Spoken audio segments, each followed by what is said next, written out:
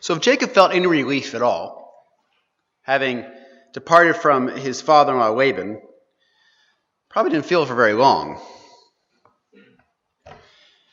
Because a terrifying prospect of being Esau was just on the horizon. We can guess into Jacob's state of mind, because the first thing we're told as the record begins in Genesis 32 is that the angels of God met Jacob. Now these had been the very angels of God that had arranged with Laban in a dream that he ought not to touch Jacob nor speak good nor evil. They would be the very angels of God that would protect Jacob from Esau in the next chapter. And Jacob recognizes they're not merely angels, they are a host. Now Psalm 46 says, God is our refuge and strength, a very present help in trouble. Therefore we will not fear. But continuing on to verse 10, it says, be still and know that I am God. I will be exalted amongst the heathen. I will be exalted in the earth. The Lord of hosts is with us. The God of Jacob is our refuge. Now, perhaps it's irony, but here in Genesis 32, God meets Jacob as a host of angels, a large company, like an army of angels. And God's going to protect Jacob. But unlike the psalm, Jacob does fear. Unlike the psalm, he is not still. He has been afraid of this very moment since the moment he left the tents of his father and prayed that if God would bring him safely again to the tents of his father, that God would be his God. And he prayed it because he was terrified that it might not happen.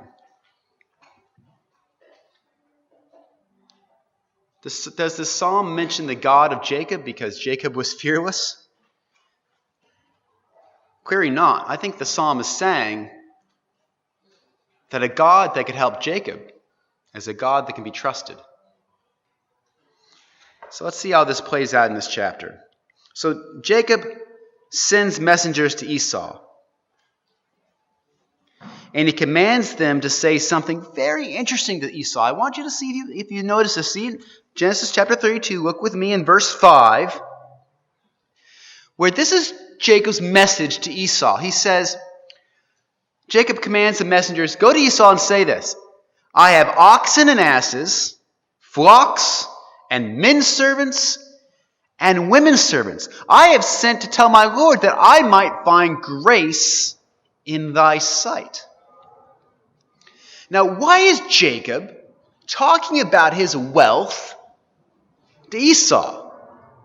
He certainly isn't bragging. He's not trying to say to Esau, hey, look how wealthy I am, Esau. I've really made something of myself, haven't I? I don't think that's his reason at all. He's telling Esau that he has no need of Esau's money. That God has blessed him richly.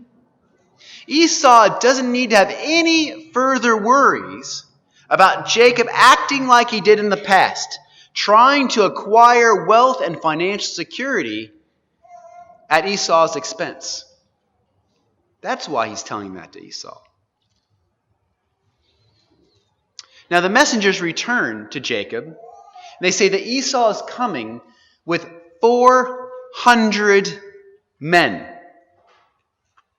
And Jacob is both afraid and distressed. Of course he is. I mean, consider this. Why take 400 men to meet Jacob and you just want to get reacquainted? Further, if Esau's intentions were merely peaceful, why not send an encouraging word with Jacob's messengers? Hey, go tell my brother Jacob I'm super happy to meet him.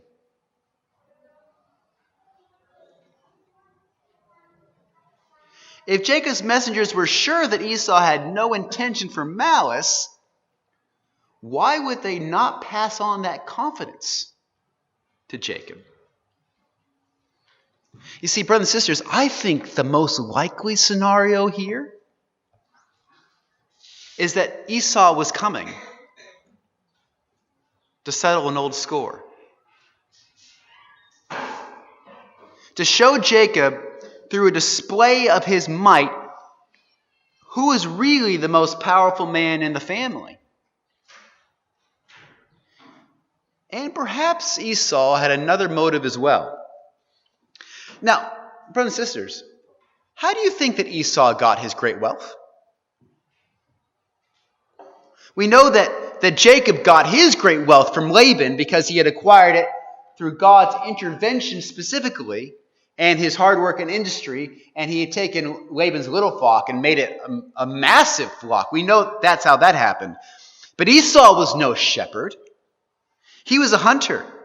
How is it that Esau had so many servants and herds? The record says, if you want to just flip over to Genesis chapter 36, and verses 6 and 7, look, just to consider this for a moment. And Esau took his wives and his sons and his daughters and the persons of his house and his cattle and all his beasts and all his substance, which he had got in the land of Canaan, and went into the country from the face of his brother Esau, for their riches were more than that they might dwell together, and the land wherein they were strangers could not bear them because of their cattle. Where did he get such great wealth that he couldn't even dwell in the same land as Jacob's? There wasn't enough pasture to feed both his flocks and the flocks of his brother. Just maybe in the 40 years that Jacob was gone into Syria, and his father is blind, and his mother has passed away perhaps, just maybe Esau took over the family business. Jacob was out of the way. So Esau took all the wealth that had previously been Isaac's and made it his own. So Esau might be coming with 400 men to ensure that Jacob knew that his wealth was going to remain his wealth going forward, which is quite important when you consider the matter of the birthright. So what is that? What is a birthright? The birthright is the right to have a double portion of the inheritance upon the death of the father. See, what would happen is when the father would die, the father's wealth would be divided evenly amongst his sons.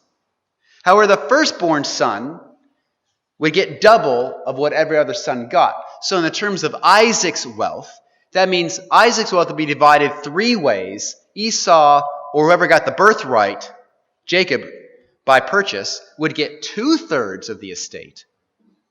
And the other son would get 1/3 of the estate. In fact, this is codified in the law in Deuteronomy chapter 21 and verse 17, where it says, "But he shall acknowledge the son of the hated for the firstborn by giving him double portion of all that he hath. For he is the beginning of his strength, and the right of the firstborn is his." So in Jacob's family, Joseph was accounted as the firstborn because his two sons were counted as Jacob's own sons. So effectively, they got twice the amount of land compared to all the other sons. In fact, in 1 Chronicles chapter 5 and verse 1 we read, "Now the sons of Reuben, the firstborn of Israel, for he was the firstborn, but forasmuch as he defiled his father's bed, his birthright was given unto the sons of Joseph, the son of Israel, and the genealogy is not to be reckoned after the birthright." So what we're seeing here is that Reuben was the firstborn, but the right of the first birthright went to Joseph, and Joseph got twice the inheritance of all the other brothers via his two sons, which inherited the land themselves on behalf of Joseph, giving Joseph twice as much as any of the brothers were given. So when Jacob stole the firstborn birthright from Esau, he didn't steal it, he purchased it, I should say, he was really intending to take Esau's inheritance monetarily. He was going to get now twice the inheritance as his brother Esau. Now, people have commonly suggested that Jacob's motives for this were entirely spiritual. That he wanted the birthright because with the birthright came the promises that were given originally to Abraham. But well, really? Because actually, Joseph was given the birthright, but the promised seed came through Judah. And Judah wasn't given the birthright. In fact, in the next verse we're told in 1 Chronicles chapter 5, verse 2, though Judah became strong among his brothers, and a prince was from him, yet the birthright belonged to Joseph. So maybe, brothers and sisters, maybe Jacob's intention in getting the birthright wasn't entirely spiritual. Maybe he was seeking the monetary security that would come with the birthright.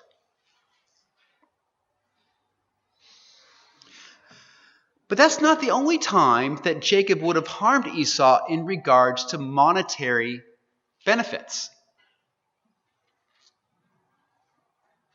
You see, the blessing conveyed rulership. As we said before, in Jacob's family, this fell to Judah, and Judah was told by Jacob, "Thy father's children shall bow down before thee." And so Jacob was told by Isaac in Genesis 27, verse 29, "Let people serve thee, and nations bow down to thee, and be lord over thy brethren, and let thy mother's sons be bowed down unto thee." So with this rulership also came the benefits we see on the screen behind us. That he would have fatness of the earth, and plenty of corn and wine. So by becoming ruler of the family, you also got some benefits, some monetary benefits. You got the fatness of the land. You were the ruler. You got plenty of corn. You got plenty of wine.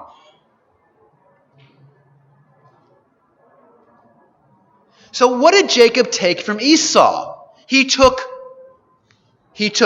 part of the inheritance. He was now going to get twice the inheritance as his brother. He also took the rulership. That Isaac said, "Your mother's sons were going to bow down to you." So in these two ways, in regards to rulership and in regards to these monetary and financial benefits, Esau would have felt aggrieved. And now Jacob wants to find grace in the eyes of Esau. So how is Jacob going to find grace in the eyes of Esau? Well, he would find grace by making an amends. Now, what's an amends? An amends is an attempt by someone to do whatever they can, either physically, emotionally, or financially, to make right the past. It's much more than a simple apology. You ever had a child do something wrong, and you say to the child, "Well, say you're sorry," and the child kind of turns their back a little bit, mumbles over their shoulder, "Sorry." Right? Any parents ever had that experience? The Toms, yes. Okay. Right. Okay. That's not an amends, is it?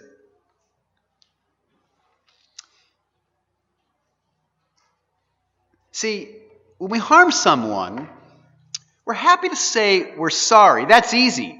Saying sorry allows us to dump our feelings of guilt and move on. The Bible never suggests when we harm our brother that we just say we're sorry.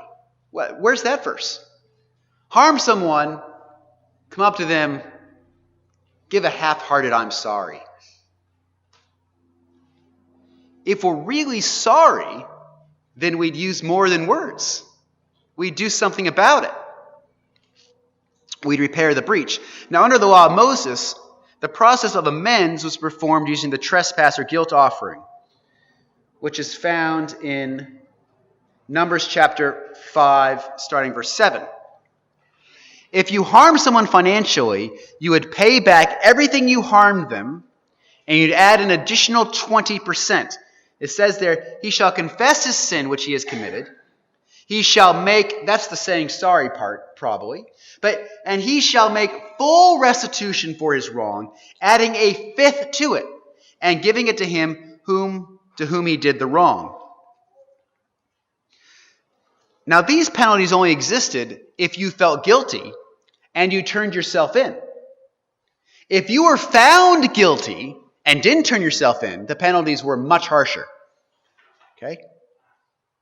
So there's a breach between Jacob and Esau. Jacob stole the blessing. Jacob took advantage of his brother at a weak moment to acquire the birthright. Esau felt aggrieved about both of these things. Esau's now coming with 400 men.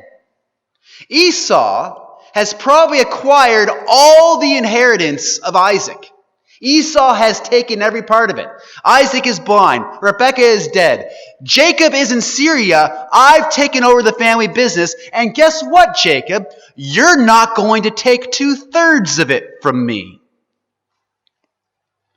And I'm now going to come with 400 men just to help you realize that. So, of course, Jacob's servants did not come back with any reassurance from Esau, because Esau didn't intend any reassurance. Esau intended to prove a point. Jacob, you're not having any of this. So, of course, Jacob sends a messenger to Esau saying, I have oxen and asses and flocks and men servants and women servants. I've come before thee to find grace in thy sight. I don't need any of your wealth, Esau. But when the messengers come back without any reassurance, he begins to think, this might not go well.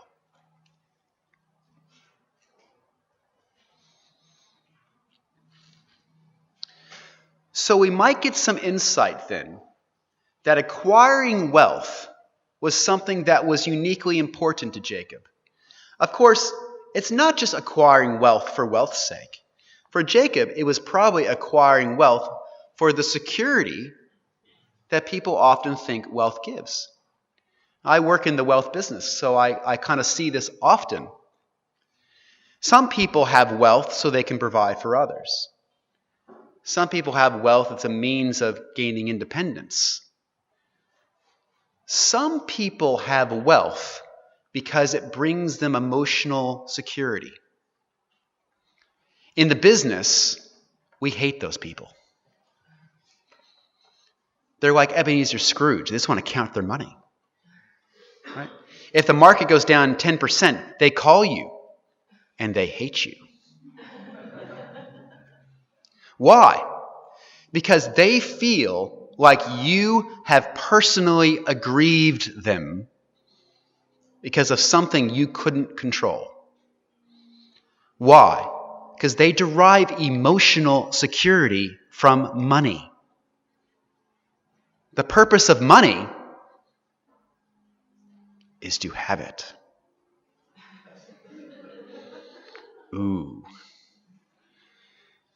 We don't like you. You're very difficult to work with when you're that way. And perhaps, just perhaps, Jacob was this way oriented. Just maybe. Don't want to see if there's some evidence of this. We know that he was very interested in acquiring the birthright. But what else? When Jacob prays in chapter 32, the means by which he recognizes God's faithfulness to him is that he went across the Jordan with a staff and he came back as two bands. That's how he knows God is faithful, because he's become wealthy. He's become great. He had nothing and now he has so much. So he knows that God is faithful on that basis. Perhaps this is why when he goes into the land of Syria, that God puts him through a trial of having no possessions and no wealth for 14 years, working as a mere servant. This is perhaps why God puts him through the trial of having all of his ability to earn wages compromised. That's the reason for that trial. God is not ignorant in putting Jacob through that trial. He puts Jacob through that specific trial because Jacob would need to learn to rely on God.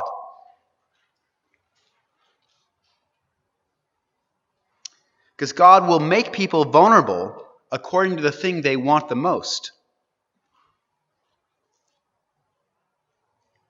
If Jacob had an unordinary preoccupation with securing wealth, it explains why Jacob was keen to let Esau know that God had blessed him. So Esau wouldn't have any fear of Jacob's encroachments. So Jacob sets about repairing the breach, sending over 500 animals.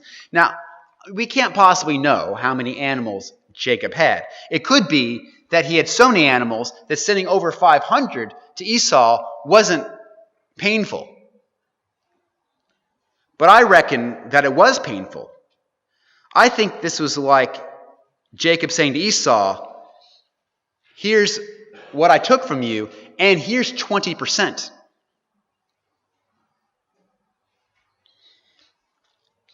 Yet all this was motivated by fear, rather than simply a desire to make things right because it was the right thing to do. Now, I ask myself the question, if someone does what is right to save himself, it still seems like that's self-centered and not magnanimous and humble. But I thought to myself, if you wait until you are magnanimous and humble, and you aren't motivated by fear, you're going to wait a long time to make things right. And you're going to find a lot of excuses for delays. So it's not hard to understand why Jacob's afraid, but you do struggle, don't you, to understand Jacob's level of fear. Now, I know I painted a picture with the mean 400 men coming to hurt him. I mean, that's obviously something to fear about. But we do have to balance his knowledge of that with other things he knew. So Jacob was told in Bethel that God was with him and would not leave him. He was reminded by the angel in Syria that the Lord had seen all that was done to him, and it was for angelic intervention that he acquired the wealth. He freely acknowledges to his wives that it was God that had taken the cattle of Laban and given them to him. He heard Laban testify that God intervened in a dream, and it's because of that that Laban was peaceful to him. And he had seen the host of God at Mahanaim. So Jacob didn't just know there are 400 men out to get him. He also had this knowledge as well. And now he comes in prayer to God at his darkest moment, reminding God of what God had promised, fearing essentially that God would not perform the thing he said that he would perform. So God had said his seed would be as the sand of the sea, yet he fears for the life of his children. How do you understand this? Well, I don't have any trouble understanding it. Because I don't think Jacob's so different than I am. I mean, look at the disciples of Christ. They had seen miracle after miracle after miracle after miracle. The disciples of Christ, they had heard the voice from heaven. They had been told their master would be delivered into the hands of sinners. But they ran scared from the band of soldiers and officials. Have I been baptized? Yes. I had faith when I did. I believed the promises. I believed that Christ was redeeming me unto God and was fulfilling his purpose in me. I believe that God is with me. But when the chips are down, like Jacob, don't you just prostrate yourself in prayer? Do you not recognize to God that you're not worthy of his mercies? Don't you recognize to God that you're afraid? Don't you resign yourself to the fact that your fears could be realized? That God's will for you could be different than your will for yourself? Don't you ask for help? I don't find this hard to understand at all. I'd actually find it hard to understand why someone wouldn't have a fear here and wouldn't bring themselves in prayer at this moment. It's simple to understand. It's our life. But is it surrender? See, what is surrender?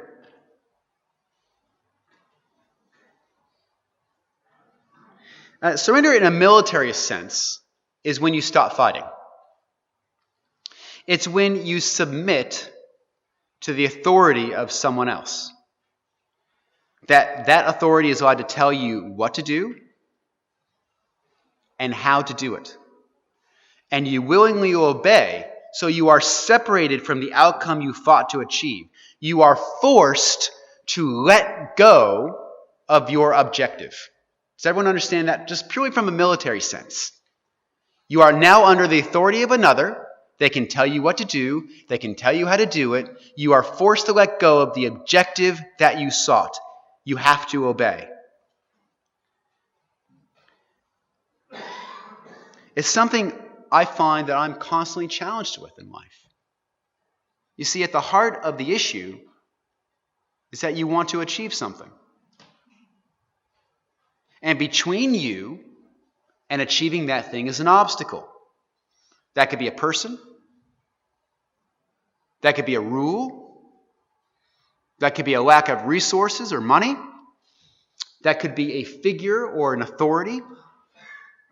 So you work on it. You think, how can I maneuver or cajole or charm or force or fight my way into getting what I want? You try one approach, doesn't work. You try another approach, doesn't work. You try another approach, doesn't work. You might be rebuffed or set back, but you do not give up.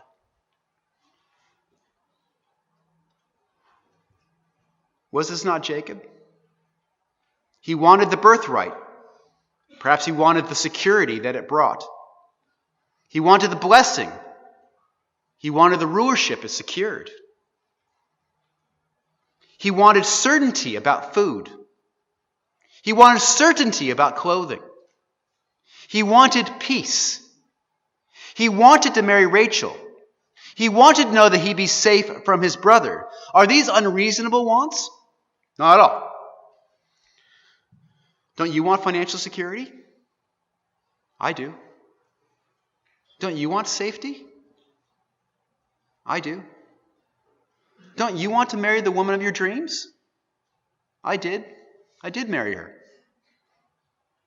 In fact, I proposed after 3 days. And she said yes. Turns out the only woman more like Jacob than me is Alyssa.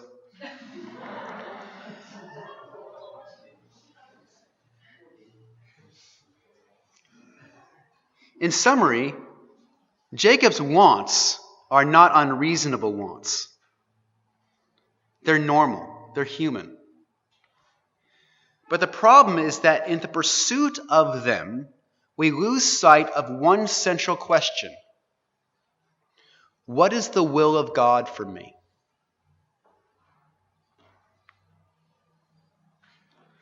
You see, You cannot seek the will of God while you are running away from what you are afraid of. And you can't seek the will of God while running towards what you lust after. When in the grips of either fear or lust, God's will, whatever it is, and trust in God's care, whatever we think of it, is easily abandoned. It's only in neutrality, in a state that you might even think of as inaction, that we can reflect and consider in any circumstance, what is God's will for me right now? I can see that I'm afraid of X. I can see that I want Y. But I trust God. What would God have me to do? Perhaps God is in this. Perhaps I have something to learn. Perhaps I need to wait on God.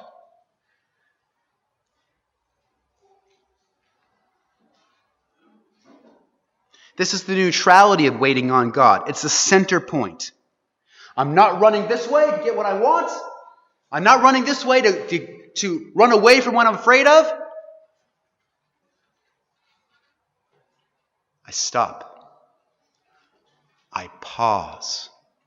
Maybe, just maybe, God is there. He knows. And the question appears, what is God's will for me in this moment? That is a place of letting go. That is a place of surrender. You lay down your arms. You abandon the objective that you were pursuing and obey. You no longer obey the master called self or lust or hurry, but you obey the master called God. Now, this is a lesson that I'm striving to learn. And I am a slow learner. But that is the reason I came to this study. That's why we're studying Jacob. How do I do that? I know all about going towards what I want. I know all about running away from what I'm afraid of. I know what that feels like. Don't you know what it feels like? But how in that moment do I just stop and say, what is God's will for me right now? Do you guys know in our hymn that we sang this morning was from Psalm 37? Just turn over, this is off my notes and I'm going to take longer than you want me to, but go to Psalm 37. I just want you to see if you can see this here.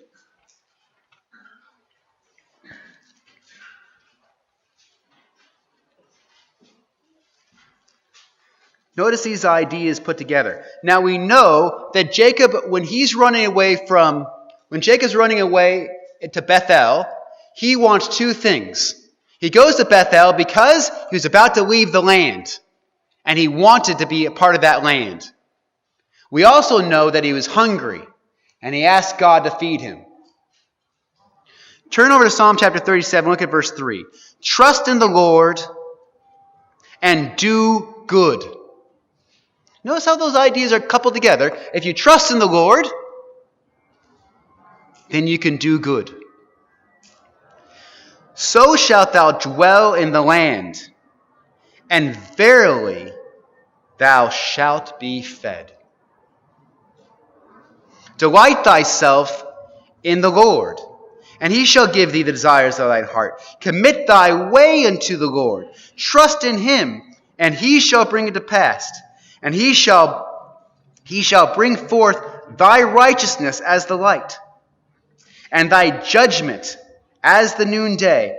Rest in the Lord and wait patiently for him. So we trust in the Lord, and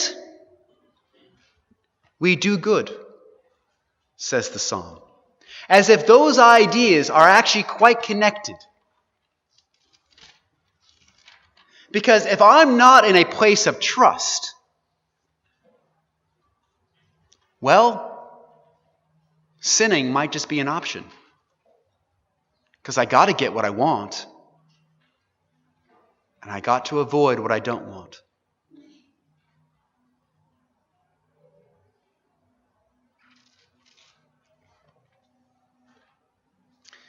So Jacob was close to surrender. He couldn't run. And by himself, he couldn't fight 400. But the idea of physical resistance would still be working over his mind, and he split his family up, expecting that physical resistance might be necessary. He must have imagined his role in a violent conflict such as that. So after conveying his family safely across the river, he himself found himself alone, and he was met by a man. Now, who is this man?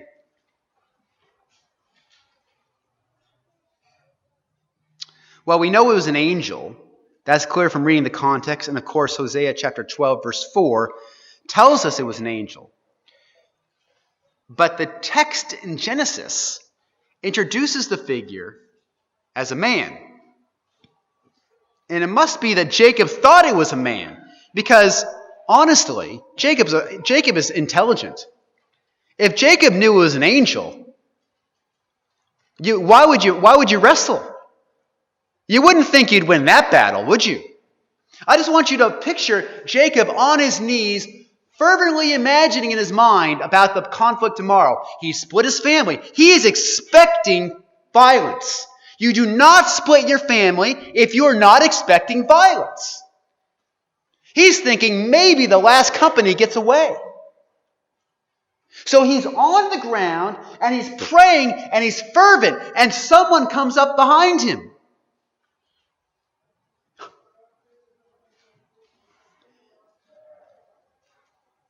And he's startled. And he grabs the figure and he begins to wrestle with him. Who does he think it is?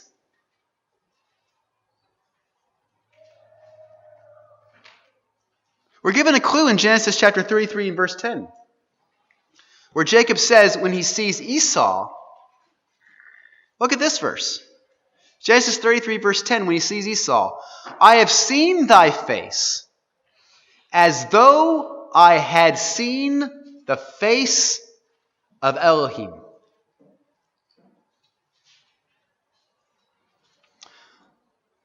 Jacob had just seen the face of Elohim. He calls it Peniel, which means the face of God. This can't be an accident. Is it possible that when he was wrestling the angel, he really thought he was wrestling Esau? Why might that make some sense? In truth, Jacob wrestled with Esau his whole life. I mean, he was wrestling with Esau in the womb.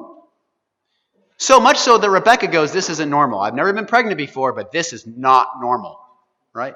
There's something crazy going on here, you know? So she inquires of it because it was so violent. And although we're only told of a couple specific incidents, wouldn't it be fair to assume that Jacob and Esau were kind of involved in a cold war their entire childhood? I mean, perhaps it's because they're in conflict so much that their parents kind of took sides. Because they kind of forced their parents into that position to take sides. And Jacob was determined to get the upper hand. And so the question we're forced to ask is, was Jacob really struggling with Esau all those years? Or in reality, was he struggling against God? See, Jacob desperately wanted the things that God was determined to give him anyway.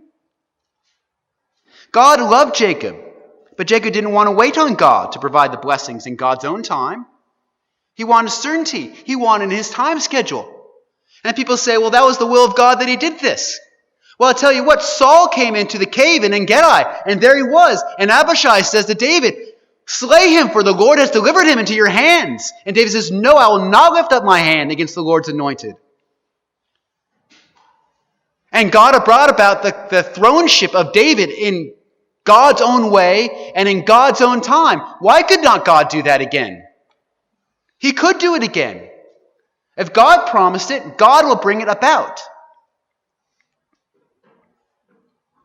So now Jacob would need to realize that although it appeared to him that he was wrestling Esau, and he was just doing what was necessary to secure the promises and get what he had coming to him and to achieve security,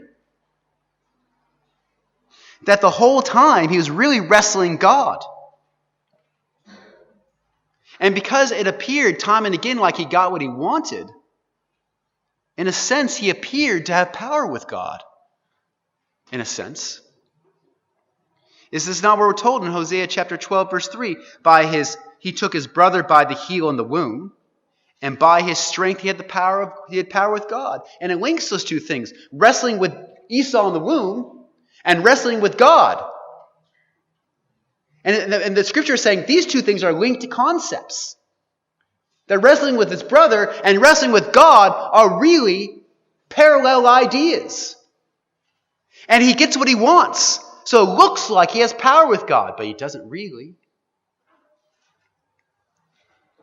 Have we ever metaphorically wrestled with another person, trying to extract from them the security that can only come from trusting God, only to realize in time we weren't really fighting with that person? We're fighting with God instead. Is not this our whole lives, brothers and sisters? Anytime we sin against another to extract from them what can only come from God, have we not fought God as well? Because it had been for God's will for us, by the application of our natural talents and energies in accordance with His commands, wouldn't it already be ours?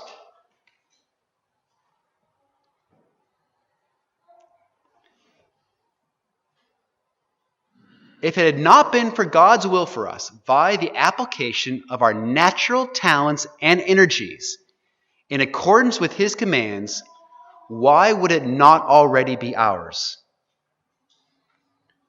Who are we fighting when we think we don't have enough?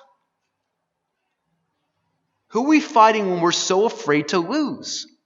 Are you fighting man or are you fighting God? Now, we're told that the angel put Jacob's hip at a joint. The Jews now associate this with the sciatic nerve. I don't know if any of you have sciatica. My grandfather did. To this day, the Jews don't eat this part of an animal. Those who know about human biology will know that this is a major nerve that runs from the spinal column through the hip and down the leg. And pinching this nerve can be the cause of major debilitating pain. So Jacob instantly realizes that he's not fighting with Esau at all. By his strength, he has nothing. By it, he cannot overcome. So Hosea tells us that he goes from wrestling the angel, basically to clinging on to the angel. Hosea chapter 12, verse 4 in the RSV says, he strove with the angel and prevailed. He wept and sought his favor. So Jacob moves from wrestling to grabbing hold of the angel and seeking his favor. Brother Harry Whitaker, I think, summarizes this idea really beautifully in his book, Wrestling Jacob. He says there, urgent as was the angel's demand, Jacob hung on. Now for the first time in his long, care-laden life, he saw clearly what he has not been able to see, even through a glass darkly. He now saw literally face to face. The powers against which he had wrestled all his days were actually the only powers that could help him. Now at last he recognized that the man who sets himself against adverse circumstances may be fighting against the God who controls those circumstances. That is about as articulate as I think it can be expressed. And I believe that was the realization that Jacob now had. So, having come to that realization, you would very quickly turn to weeping. And he does. He could not prevail over the angel by wrestling. He clung on for a blessing. Jacob clearly now understands who is greater and who is weaker. He doesn't prevail with his strength. He prevails with tears. And God was tender to this. And the angel says oddly, "What is your name?" Odd question. Of course, the angel knows. And Jacob says, "It's Jacob," which means supplanter. I know it does because I just bought my son a Bible dictionary. If you look up Jacob, you'll see it says supplanter. You can try it now because I know you're bored.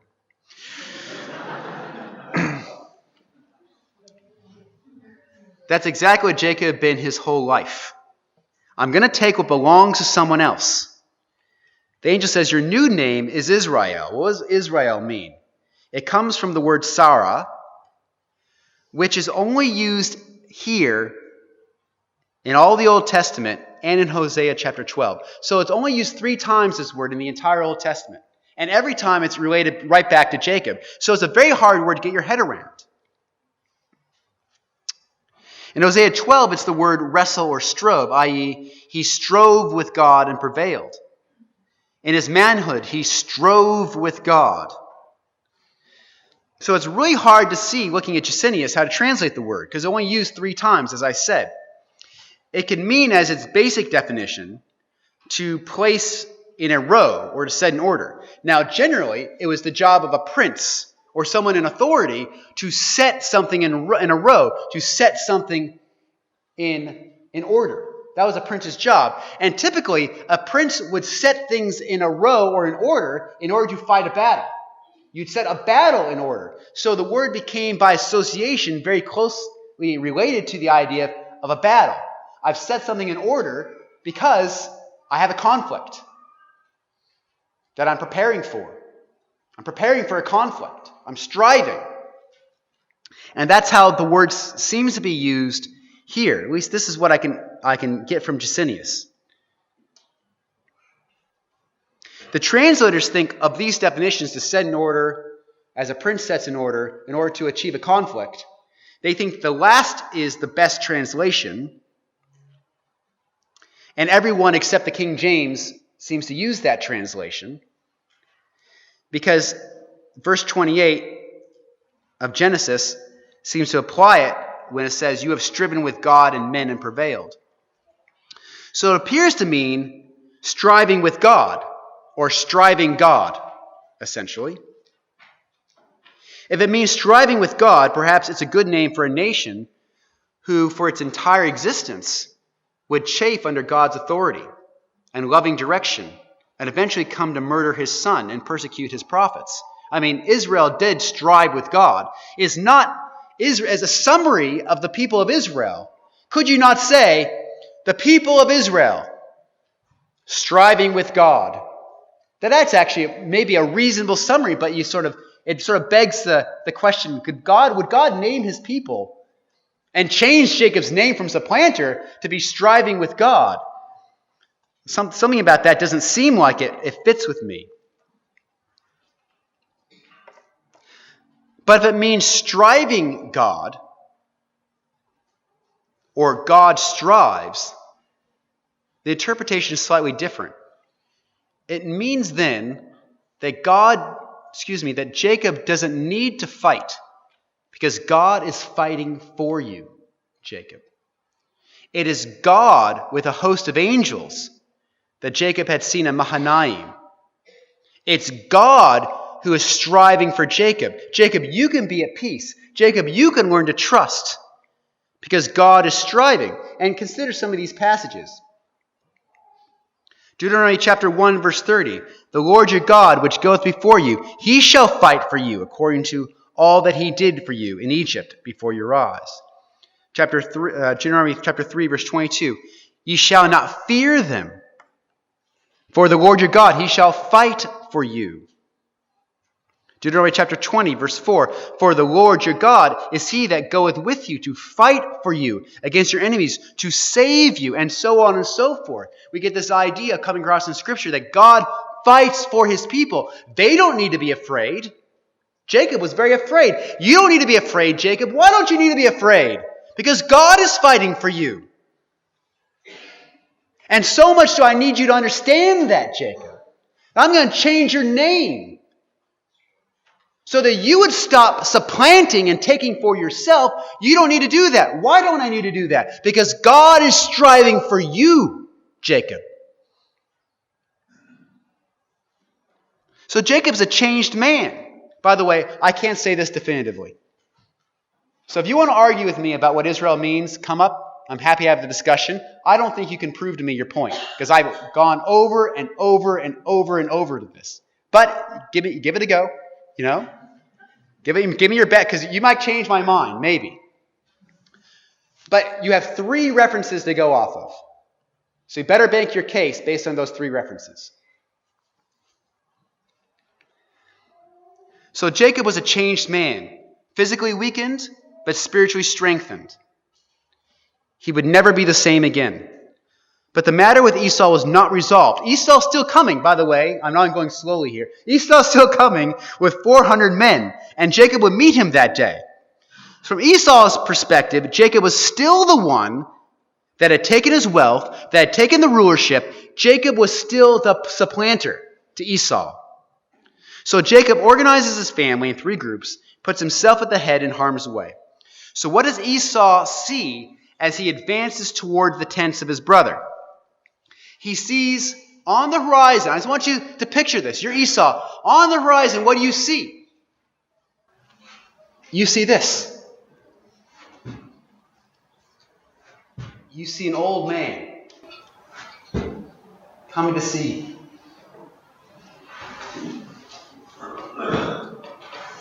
Stooping down, bowing himself. And as old men can do, slowly get. That's hard work for someone with sciatica. Hard work. Comes again.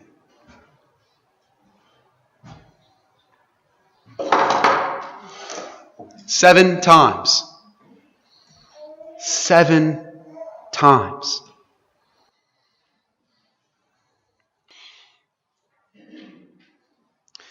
And so looking at this limping man approaching him, I think the last of Esau's resentments melts away. See, there's no more anger, because in reality, there is no more breach. Esau had everything he feared Jacob would take from him. Esau had effectively taken back the birthright, because I think when Isaac died, I don't get any sense that Esau just gave 2/3 of his wealth to Jacob and say, oh yeah, by the way, this is yours. That didn't happen. And Jacob made sure that Esau knew that was not going to happen by giving him 500 plus animals. And in the matter of the rulership, where Isaac had said to Jacob, your mother's son shall bow down to you, Jacob had just bowed down 7 times. Do you see that Jacob actually reversed the breach? Do you see that? Do you see that? He reversed it. He gave Esau back everything Esau thought that was taken from him. So Esau, I think, means malice. By the time Esau sees his brother, there is no more breach. So Esau embraces him. And Jacob calls Esau Lord, and his children bow down to him. He calls himself Esau's servant.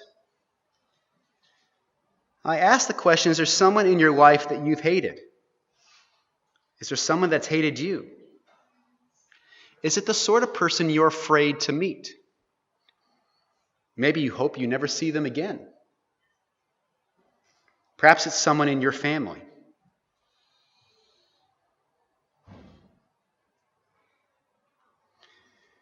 You look on the reconciliation effected here by the angels. Now, the angels could have done this a different way. Let's say the angels had come to Esau in a dream and said, Esau, you're coming with 400 of your men, but Esau, you should know I am the God of your father Isaac and the God of Isaac's father Abraham, and you are not to touch Jacob, nor speak both evil or good to him.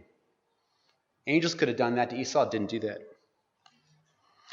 Angel could have wrestled with Esau that night and put Esau's hip out of joint. Angels didn't do that. They could have destroyed Esau's company with fire from heaven. There's a host of angels in Mahanaim. Could have destroyed all 400 of them. Angels didn't do that. That wasn't the way. They chose to help Jacob to see some eternal truths. That Jacob doesn't need to take what God is going to freely give him. That Jacob's real blessing was not bound up in this life. That Jacob does not need to rely on his own strength. That God is true and faithful to his word. These are things that Jacob could only understood by himself being weakened. And so Jacob will say the thing that someone like Jacob could never say, and for someone like Jacob could never feel. And as Esau tried to give back Jacob his gift, Jacob says this, and I hope you see the potency of this which Jacob says. This is something a man like Jacob can never say. And he says it. He says, "Accept, I pray you, my gift, because that is brought to you. Because God has dealt graciously with me, and because I have enough." Brothers and sisters, after all our striving and maneuvering and charming and directing and acting and manipulating, after all that we've done time and time again to get what we want, can we say, God has been gracious with me. I have enough. Do you really know that you have enough? Because what you really need, brothers and sisters, you don't need someone else's possessions, do you? Do you know what you need? You need reconciliation. You need to be reconciled to those that you have hurt. You need to give back that which you have taken. You need to make an amends to repair the breach. You need to take back the words that you said in a hasty moment. Simple apologies won't do. That's what you need. That's what Jacob needed. He didn't need animals. He didn't need rulership. He needed reconciliation, and he needed to trust in God to do it. So God created the circumstances whereby he achieved those ends. We need to trust in God, who is striving for us. So what are the principles of surrender from this study? You cannot seek the will of God while you're running away from what you are afraid of or running towards what you seek. It is only in neutrality, a state of inaction, when we can reflect and consider and think in any circumstance, what is God's will for me right now? When we are wrestling with others, even our enemies, we may in fact be wrestling God. God will use physical weakness so we cannot run or fight to teach us to take strength in the powerful God who strives? Do we know that we have enough? Do we need to increase our security by reducing another of their security? If we have sinned against another, do we need to make that right by returning what we have taken and being humble?